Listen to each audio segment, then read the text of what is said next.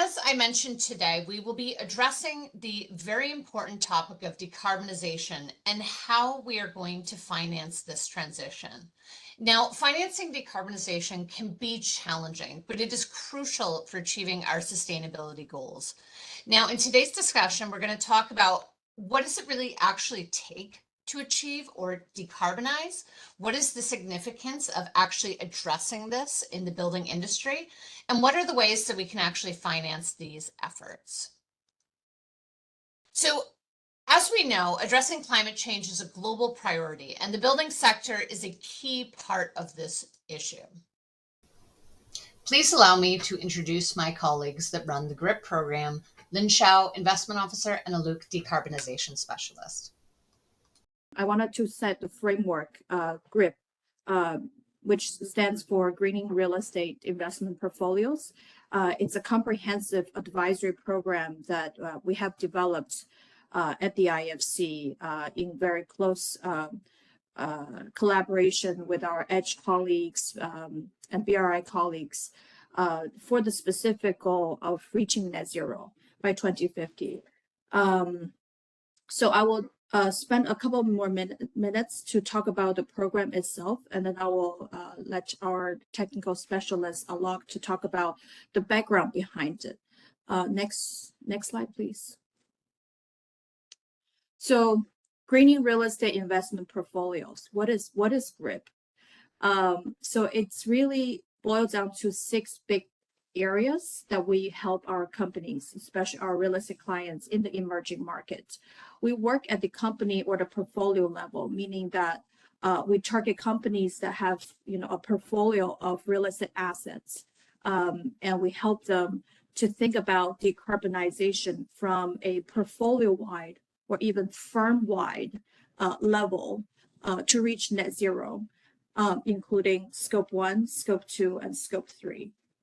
And we specifically target 5 areas that we help our clients in this decarbonization journey, including targets and commitments and strategy. 3rd, planning implementation. 4th, data collection, management reporting, and lastly, governance.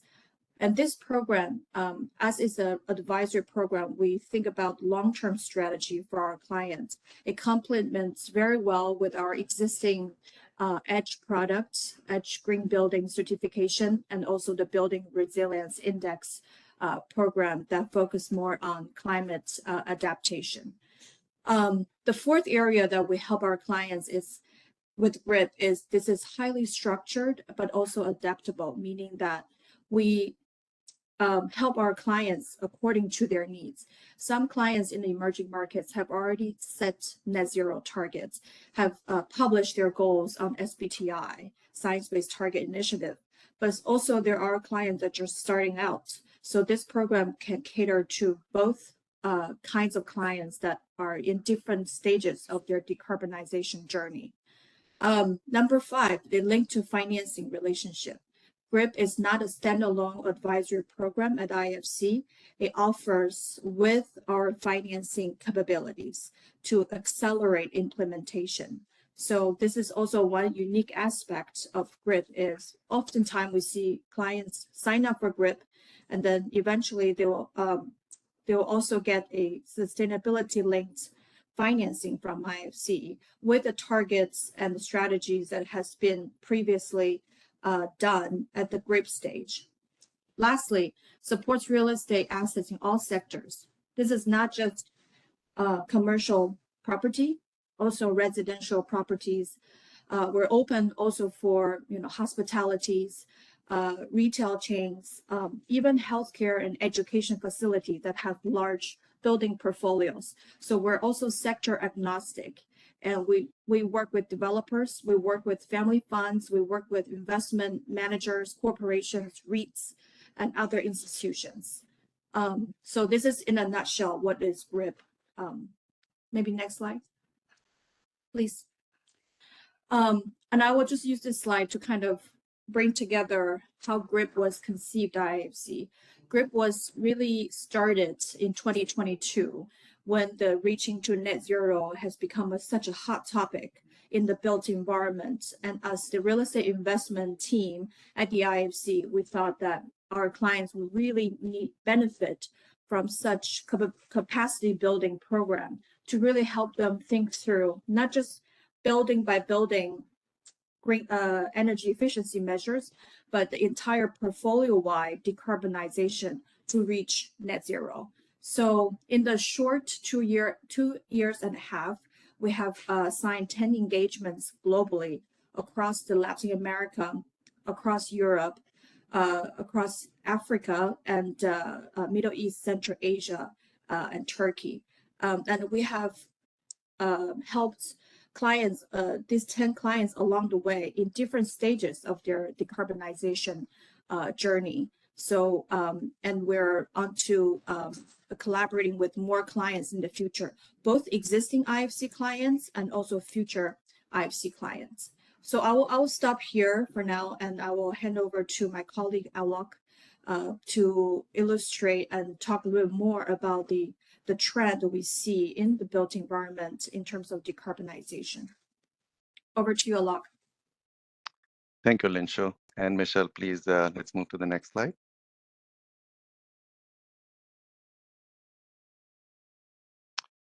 So as you heard, there are two direct lines of sight in the GRIP program.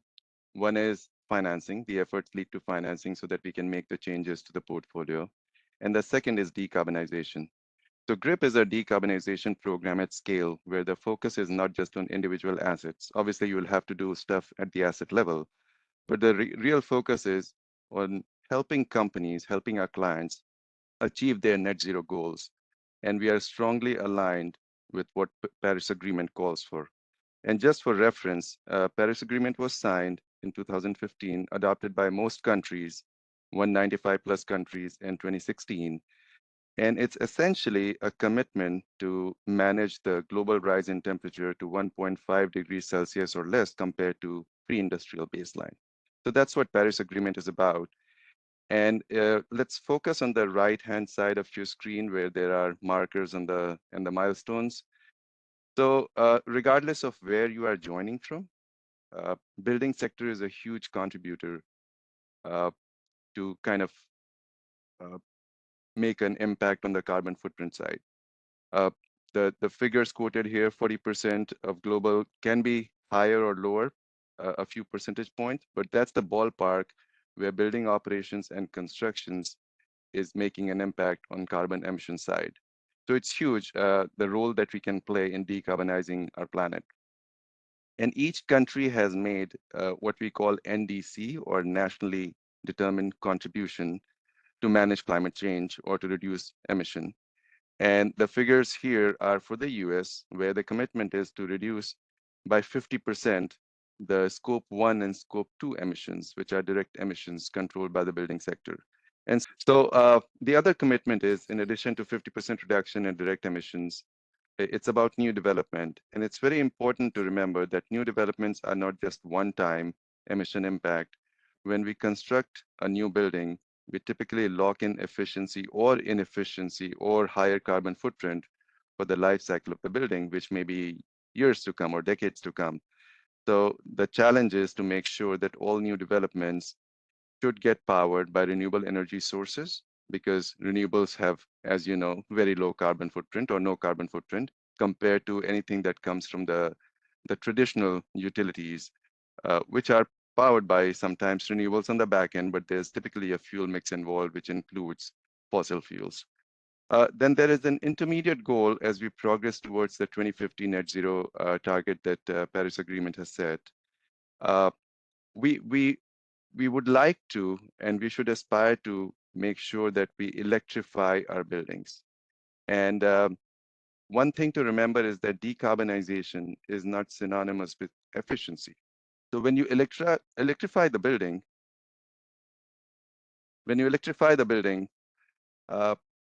even if efficiency remains the same, there's likely a positive carbon impact. And the reason is that if you think about what systems can be electrified, end use energy systems that should electrify are the ones that are being run on, let's say, fossil fuels such as natural gas or unregulated fuels such as propane.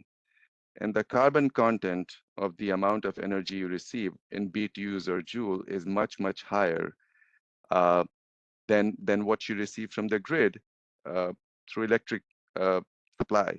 And it's important to note that even if the grid electric fuel source is let's say thermal or combination of natural gas, thermal, and renewable, due to economy of scale, the electrons coming from the grid for electricity are much cleaner from carbon standpoint compared to what you have on site where you are burning fossil fuel. So electrification is important, and obviously energy efficiency and reducing energy consumption goes hand in hand. And the target for 2040 is to reduce overall building emission. And now when we say overall building emission, we include scope 3. And scope 3 is where it's not direct emission controlled by buildings. It's where tenants are making an impact, or you have emission coming through your embodied carbon and building material. But reduction in that is super important. The target is to reduce that by 60 to 70% by 2040. And eventually, the goal is to land in 2050 with a decarbonized or net zero target achieved. And there's a term here, SBTI, which stands for Science-Based Target Initiative. And SBTI has a framework on how to receive your commitments, review it, and validate that the commitment you're making about achieving net zero is sound. The strategies you have put in place will help you get there. And GRIP is the program which will partner with you to make sure that if your aspirations are to achieve net zero targets by 2050, we help you put strategies in place to achieve that end goal. So that's super important. We play a role from the building sector standpoint in aligning with Paris Agreement. And the GRIP program is very much making sure that you are not just decarbonizing your portfolio. And as Linshuo and others have mentioned before, you're also looking at a line of sight to financing where IFC can come in and provide sustainability linked financing to make sure that you can operationalize the strategies that we have come up with.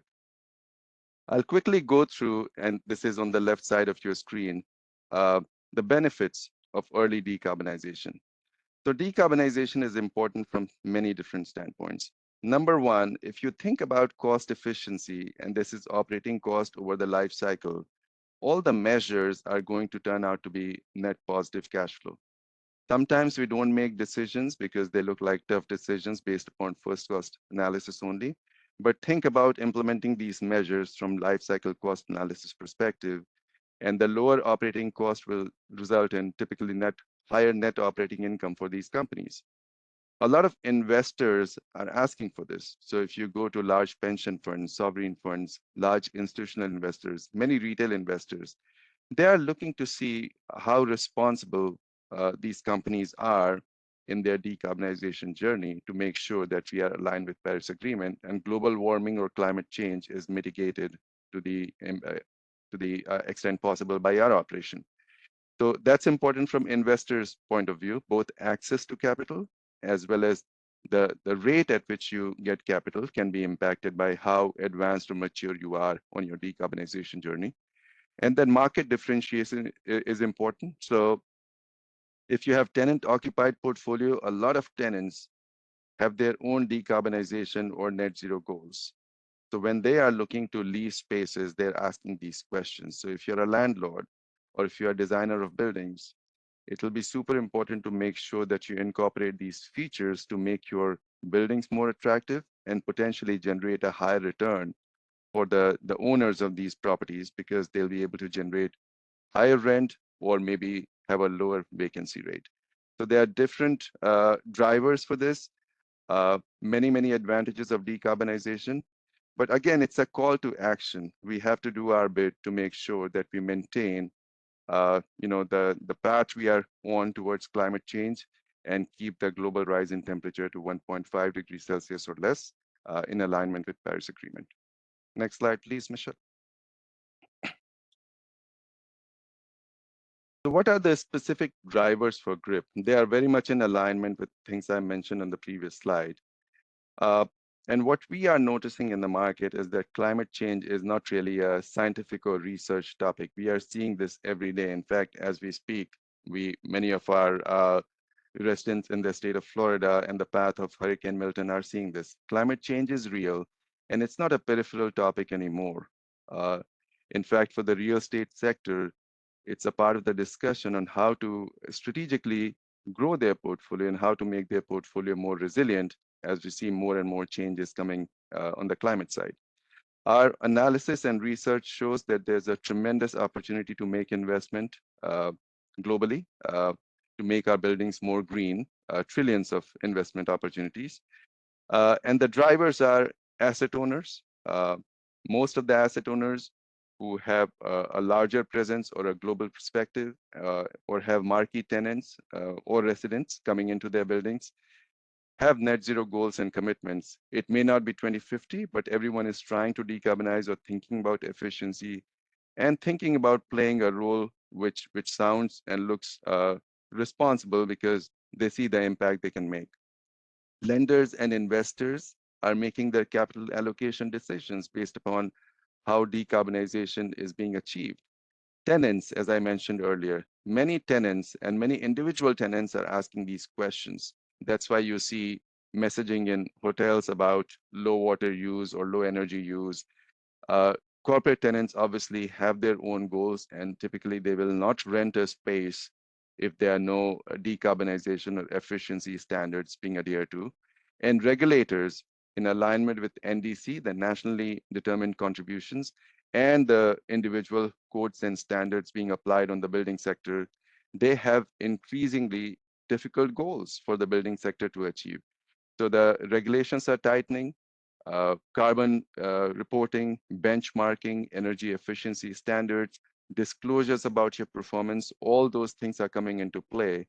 So it's very much driving the adoption of DRIP across the marketplace. And on the right hand, you see the benefit from one study we saw, where if you certify your properties as green, every 5% increment in Europe results in 85 basis points of higher occupancy rate, 0.85%. So there's a direct correlation to tenants demanding these actions in line with my earlier comment, where a greener, more decarbonized portfolio will lead to higher occupancy and higher cash flow. Next slide, please, Michelle.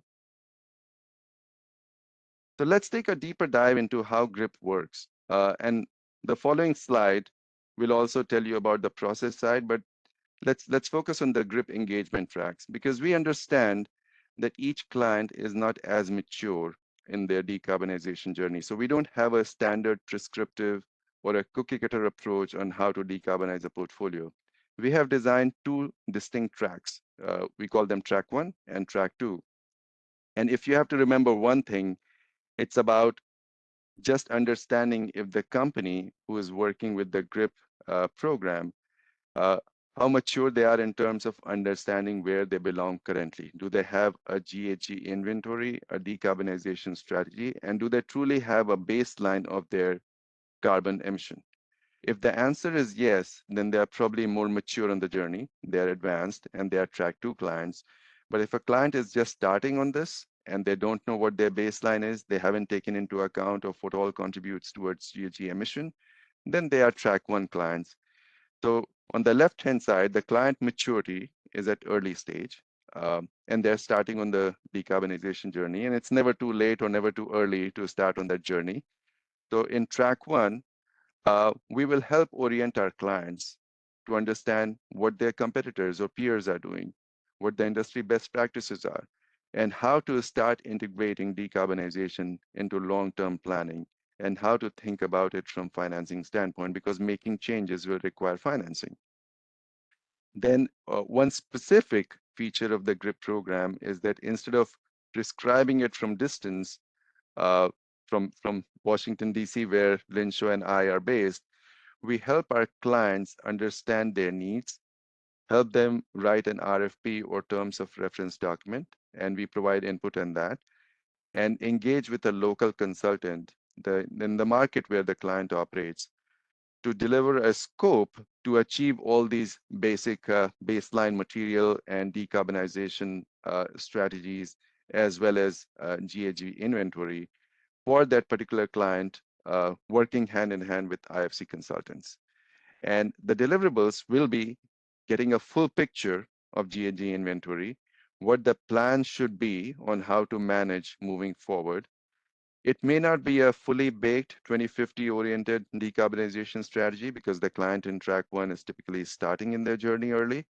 So we will have an initial decarbonization strategy, maybe more focused on scopes 1 and 2 versus scope 3, which is more complex and challenging.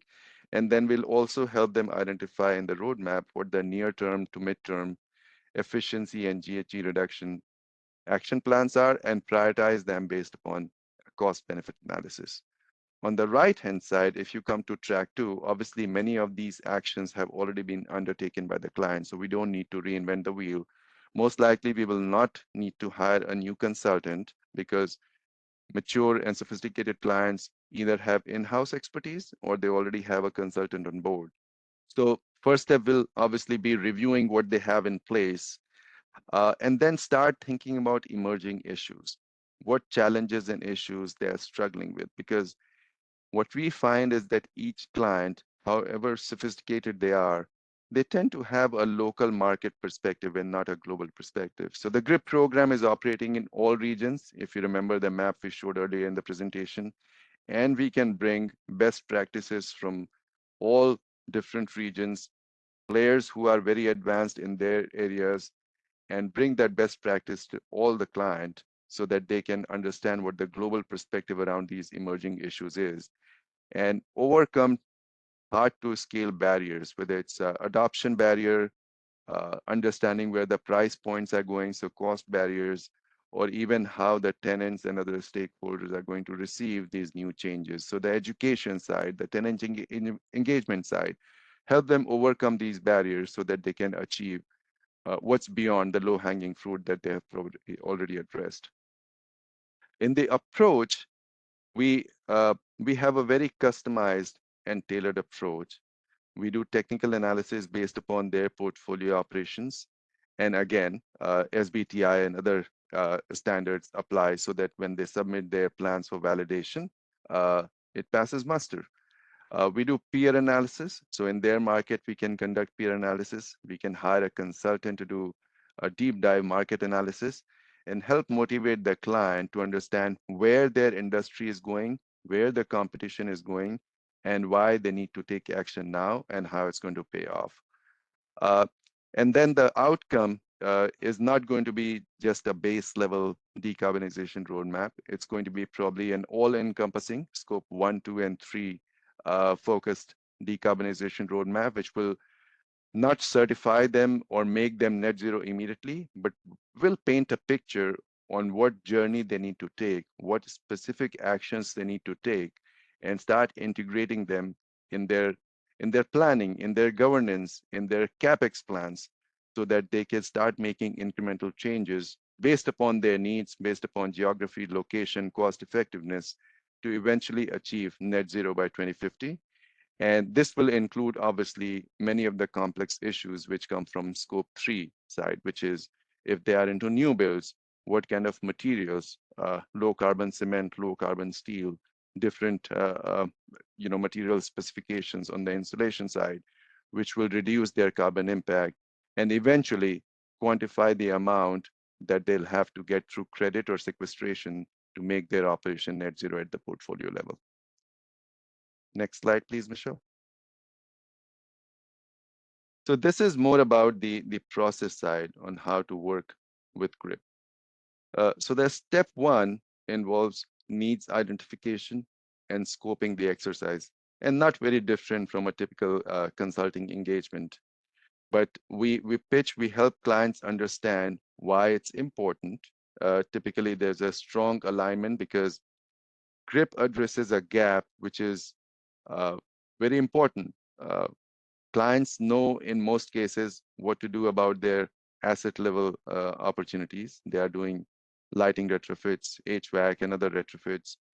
They are looking at portfolio operations. They are sometimes addressing what tenants are asking for.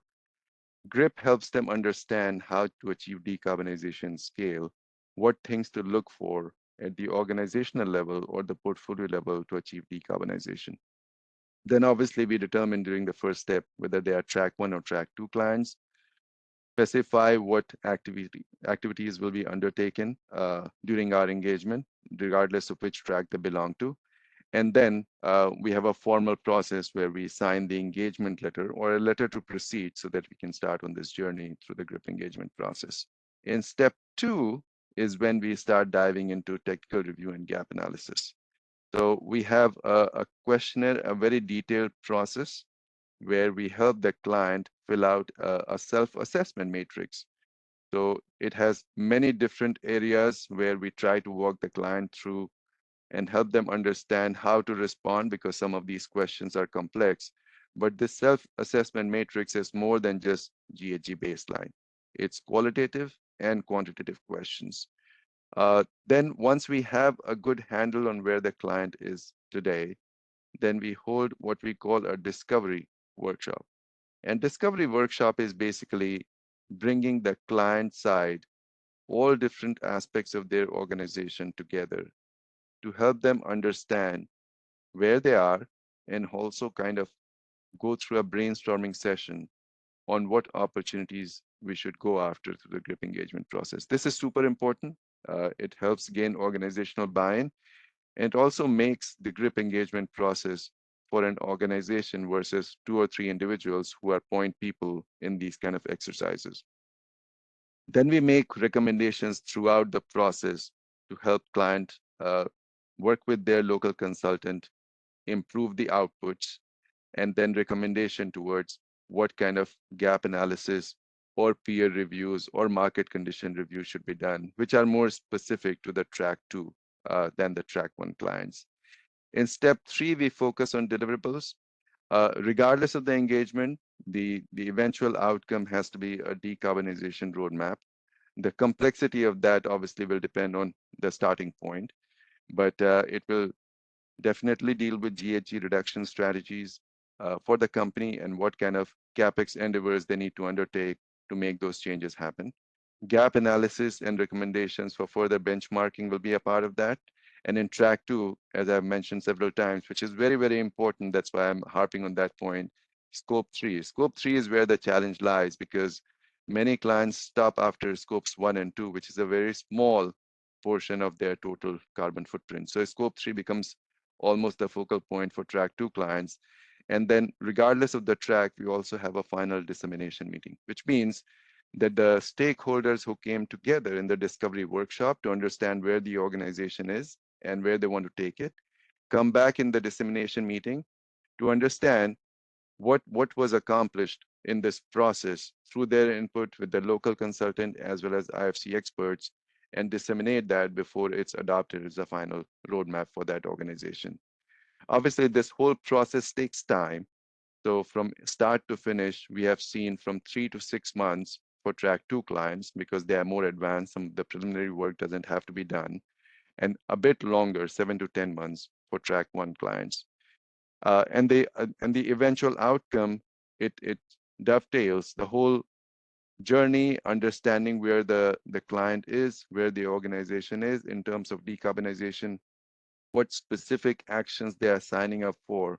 All that flows into the IFC investment process, where the GRIP output will inform whether they qualify for some kind of sustainability-linked financing, and then tracking and improving the score through the self-assessment, because they have undertaken a self-assessment score in the beginning.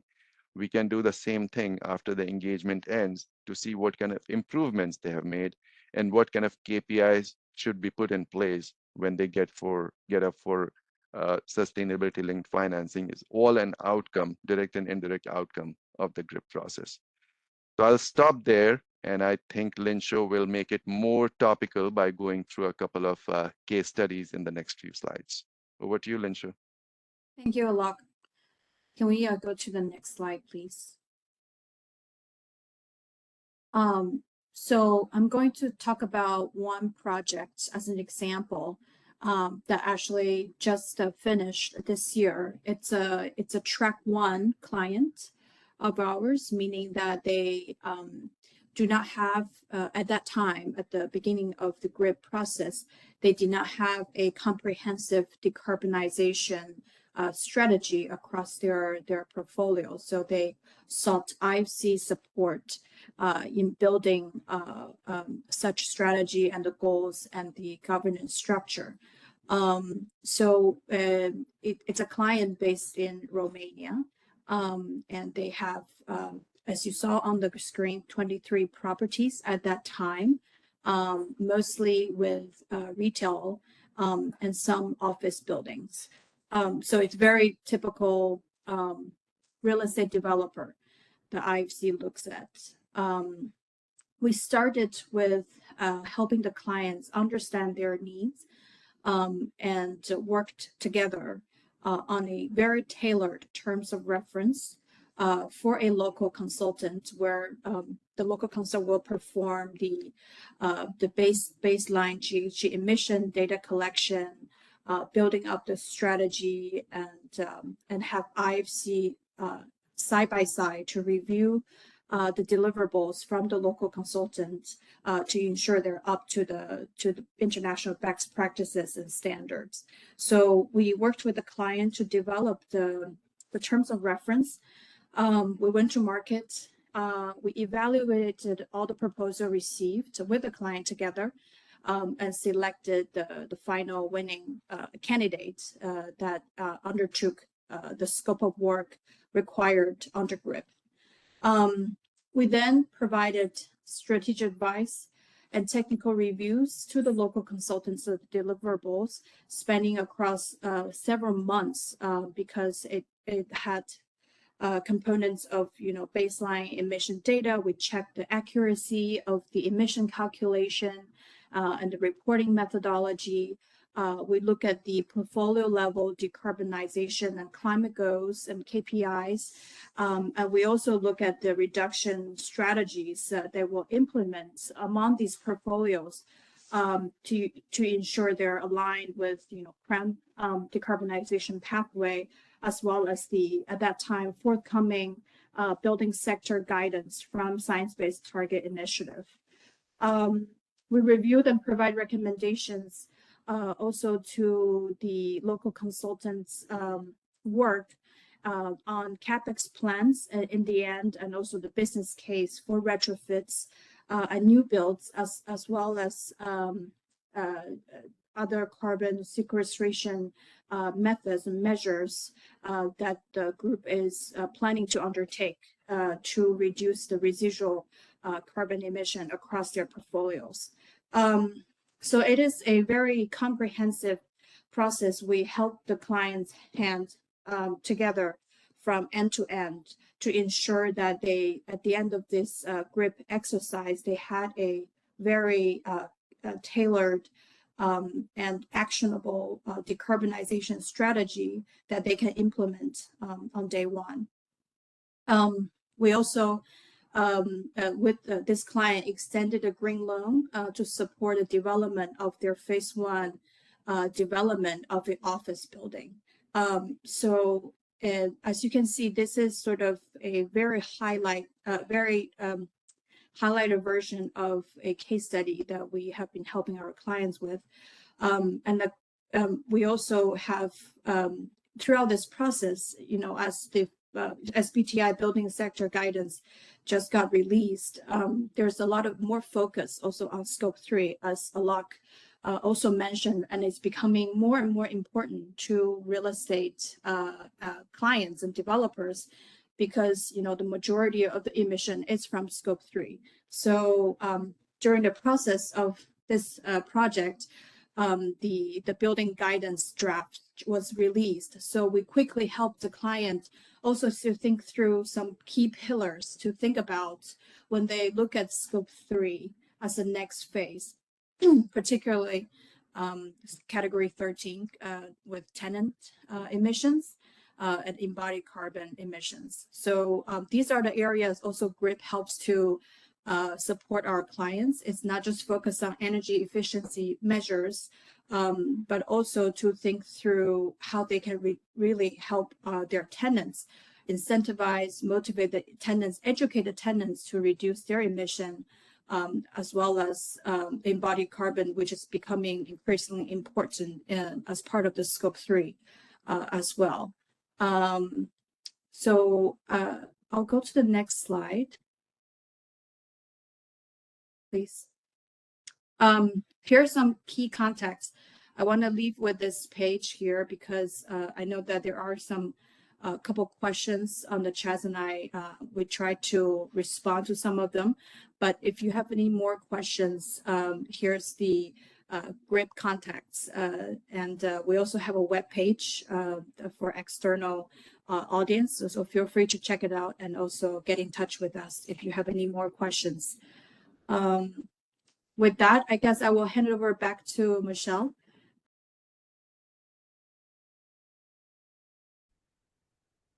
So thank you so much to Alok and Linshuo for those introductions into the GRIP program. So as you can see here, IFC has created a built environment suite of tools that can help you reach your climate goals. Now, things like BRI are going to look at adaptation and resilience assessments. Apex is looking at developing a roadmap for full city decarbonization. And EDGE, which is our most well-known tool, is a green building certification program that provides a measurable way for builders to optimize their green designs. Now, really, this is all part of a four-part strategy called the Green Building Market Transformation Program, which is a comprehensive approach to sustainable buildings.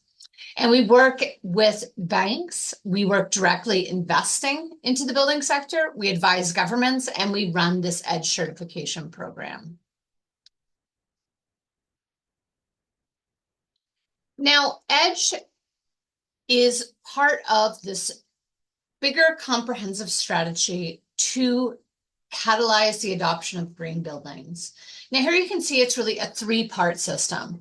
First is the free software application, which is incredibly interesting as it differentiates us from the other programs which may require advanced knowledge or complex and expensive software programs to achieve certification.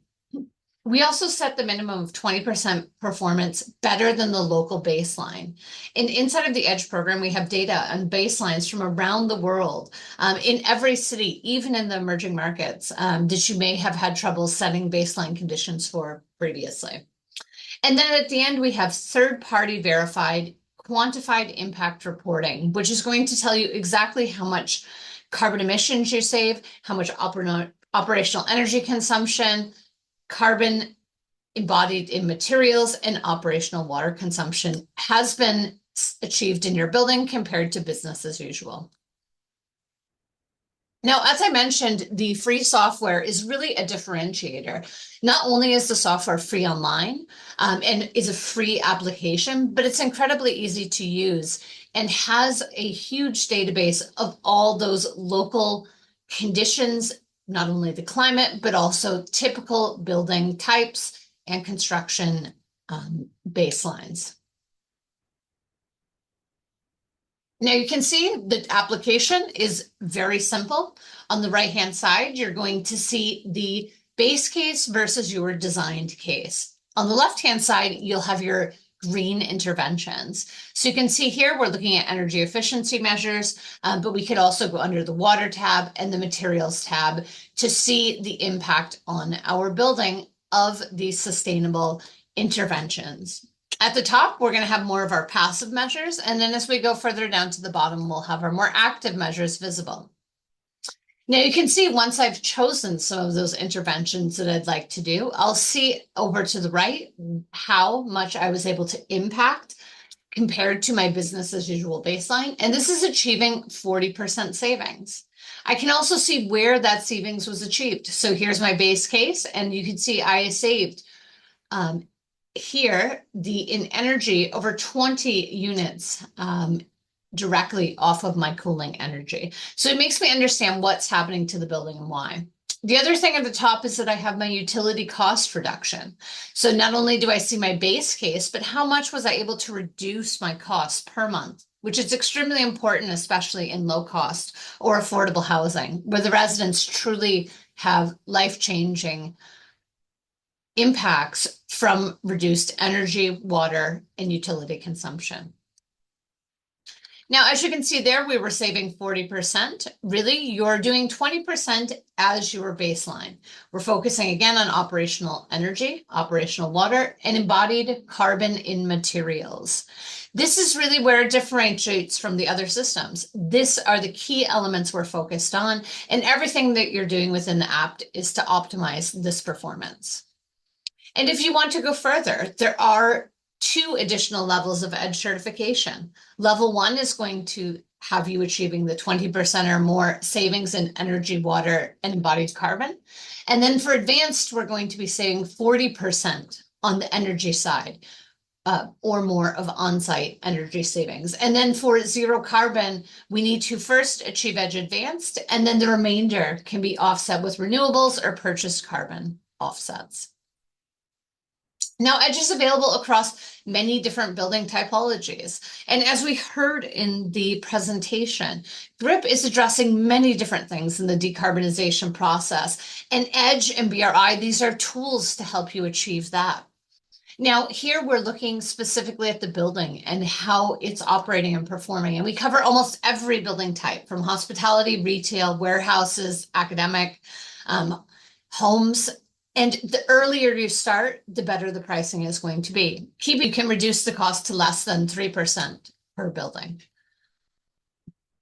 These certification stages are also set up in a way to facilitate financial flows.